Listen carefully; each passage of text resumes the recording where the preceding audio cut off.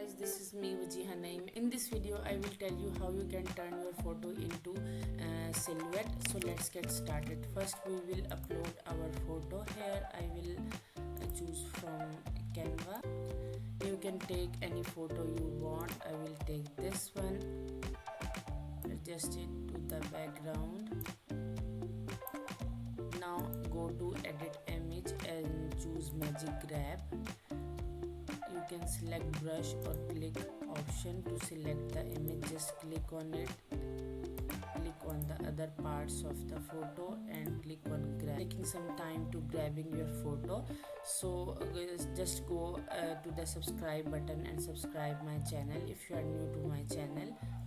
So now we will go to duotone, select custom and change the color into white or black. I will change into black.